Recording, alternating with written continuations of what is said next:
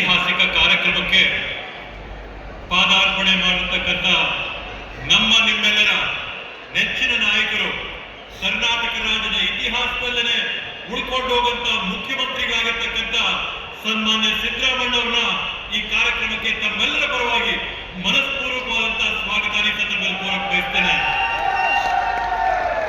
ಪರಮ ಪೂಜ್ಯ ಶ್ರೀಗಳ ಪಾದಗಳಿಗೆ ನಮಸ್ಕರಿಸುತ್ತಾ ವೇದಿಕೆಯ ಮೇಲೆ ಆಸೀನರಾಗಿ ಈ ಒಂದು ಕಾರ್ಯಕ್ರಮದ ರೂವಾರಿಗಳಂತ ಹೇಳಿದ್ರೆ ತಪ್ಪಾಗಲಾರದು ಬೈರ್ತಿ ಸುರೇಶ್ ಅವ್ರಿಗೂ ಕೂಡ ಈ ಒಂದು ಕಾರ್ಯಕ್ರಮಕ್ಕೆ ಸ್ವಾಗತನ ಮಾಡ್ತಾರೆ.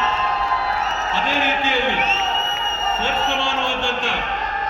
ಸರಿಸಮಾನವಾದಂತಹ ಜವಾಬ್ದಾರಿನ ಹಂಚಿಕೊಂಡು ಲಕ್ಷಾಂತರ ಜನಕ್ಕೆ ವ್ಯವಸ್ಥೆ ಮಾಡಿಕೊಟ್ಟಿರ್ತಕ್ಕಂಥ ಪ್ರಕಾಶ್ ಅವ್ರನ್ನ ಈ ಒಂದು ಕಾರ್ಯಕ್ರಮಕ್ಕೆ ಸ್ವಾಗತ ಮಾಡ್ತಾ, ಅದೇ ರೀತಿಯಲ್ಲಿ ನಮ್ಮ ಯಲಹಂಕ ಶಾಸಕರಾಗಿರ್ತಕ್ಕಂಥ ವಿಶ್ವನಾಥ್ ಅವ್ರನ್ನು ಕೂಡ ಈ ಒಂದು ಕಾರ್ಯಕ್ರಮಕ್ಕೆ ನಾನು ಮನಸ್ಪೂರ್ವಕವಾದಂತಹ ಸ್ವಾಗತನ ಕೋರ್ತಾ, ವೇದಿಕೆ ಮೇಲೆ ಆಸೀನರಾಗಿರ್ತಕ್ಕಂಥ ಎಲ್ಲ ಗಣ್ಯಾತಿ ಗಣ್ಯರೇ, ಹಿರಿಯ ಮುಖಂಡರೇ, ಇಲ್ಲಿ ಬಂದಿರ್ತಕ್ಕಂಥ ನಮ್ಮ ಎಲ್ಲ ಅಣ್ಣ ತಮ್ಮಂದ್ರೆ, ಅಕ್ಕ ತಂಗಿದ್ರೆ, ತಾಯಂದ್ರೆ, ಪ್ರಪ್ರಥಮವಾಗಿ ಸುರೇಶ್ ಅವರು ಹೇಳಿದಂಗೆ ಜಾತ್ಯತೀತವಾಗಿ ಕುಲಾತೀತವಾಗಿ ನಾವೆಲ್ಲರೂ ಕೂಡ ಒಗ್ಗಟ್ಟಾಗಿ ಸೇರಿ ದೇವರ ಒಂದು ಸೇವೆಯಲ್ಲಿ ತೊಡಗಿಸಿಕೊಂಡಿರ್ತಕ್ಕಂಥ ಒಂದು ಕಾರ್ಯಕ್ರಮ.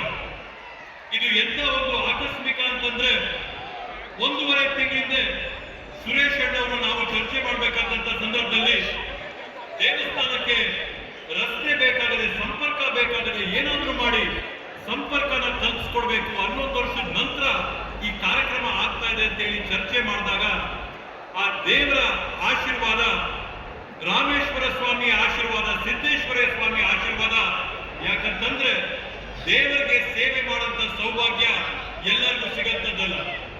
ಹಣ ಇರ್ಬೋದು, ಕಾಸು ಇರ್ಬೋದು, ಆಸ್ತಿ ಇರ್ಬೋದು, ಅಂತಸ್ತಿರ್ಬೋದು, ಐಶ್ವರ್ಯ ಇರ್ಬೋದು, ಆದ್ರೆ ದೇವರಿಗೆ ಪೂಜೆ ಮಾಡಂತ, ಆರಾಧನೆ ಮಾಡಂತ, ಸೇವೆ ಮಾಡಂತ ಸೌಭಾಗ್ಯನ ಆ ಪರಮಾತ್ಮನು ಕಲ್ಪಿಸ್ಕೊಟ್ರೆ ಮಾತ್ರ ಆಗುತ್ತೆ.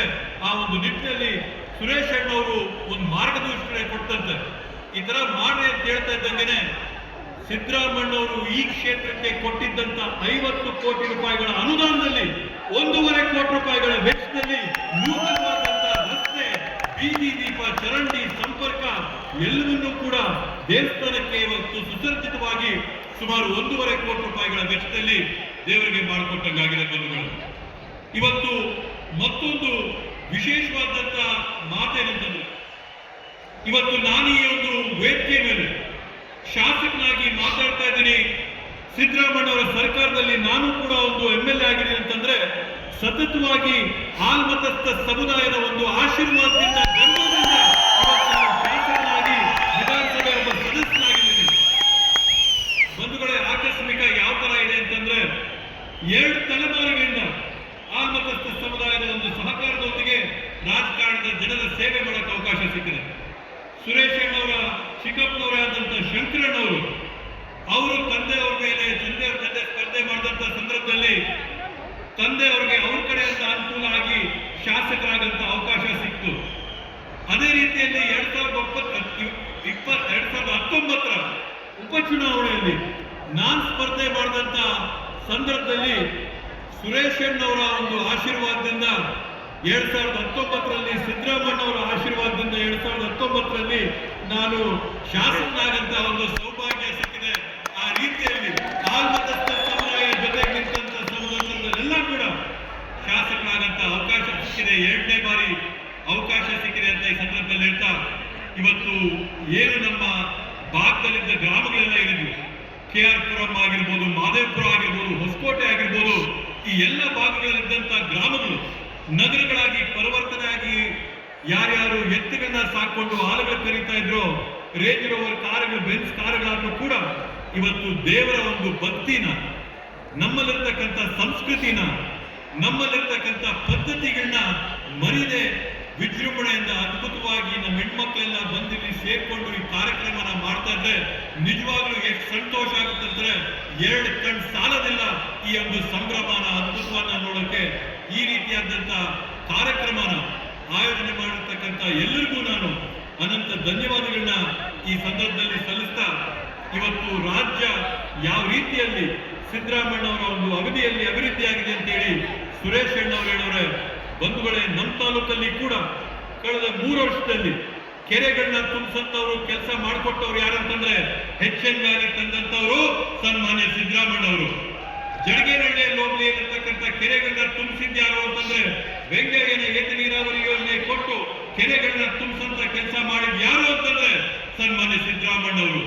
ಸೋಲಾರ್ ವಿದ್ಯುತ್ ಕೊಟ್ಟು ಮನೆ ಮನೆಗೆ ಬೆಳಕನ್ನ ಕೊಟ್ಟಂತವ್ರು ಯಾರು ಅಂತಂದ್ರೆ ಸನ್ಮಾನ್ಯ ಸಿದ್ದರಾಮಯ್ಯನವರು. ಅನ್ನ ಭಾಗ್ಯ ಕೊಟ್ಟು ಹೊಟ್ಟೆನ ತುಂಬಿಸಿದವ್ರು ಯಾರು ಅಂತಂದ್ರೆ ಸನ್ಮಾನ್ಯ ಸಿದ್ದರಾಮಯ್ಯನವರು. ಹೊಸಕೋಟೆ ತಾಲೂಕುಗಳಿಗೆ ಆಸ್ಪತ್ರೆಗಳಾಗಿರ್ಬೋದು, ವಸತಿ ಶಾಲೆಗಳಾಗಿರ್ಬೋದು, ಏತ ನೀರಾವರಿ ಯೋಜನೆಗಳಾಗಿರ್ಬೋದು, ಇವೆಲ್ಲವನ್ನು ಕೂಡ ನಿರಂತರವಾಗಿ ಮಾಡಿ ತಾಲೂಕಿನ ರಾಜ್ಯದ ಸರ್ವತೋಮುಖ ಅಭಿವೃದ್ಧಿ ಮಾಡಿರ್ತಕ್ಕಂಥ ಏಕೈಕ ನಾಯಕರು ನಮ್ಮ ಸಿದ್ದರಾಮಯ್ಯನವರು ಇವತ್ತು ಬಂದು ಈ ಒಂದು ಕಾರ್ಯಕ್ರಮದಲ್ಲಿ ಇರ್ತಕ್ಕಂಥದ್ದು ನಮ್ಮೆಲ್ಲರ ಸೌಭಾಗ್ಯ ಅಂತ ಈ ಒಂದು ಸಂದರ್ಭದಲ್ಲಿ ಹೇಳ್ಕೊಳ್ತಾ, ಇನ್ನು ಹೆಚ್ಚಿಗೆ ಮಾತಾಡಕ್ಕೆ ಗುರುಗಳಿದ್ದಾರೆ, ಮುಖಂಡರುಗಳಿದ್ದಾರೆ.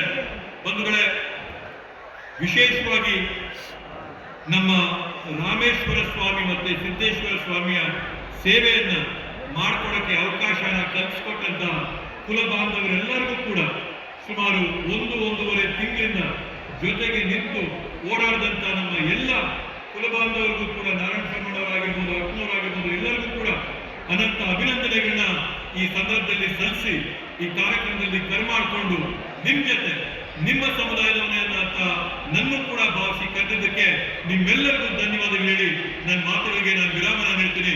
ಜೈ ಹಿಂದ್, ಜೈ ಕರ್ನಾಟಕ ಮಾತೆ.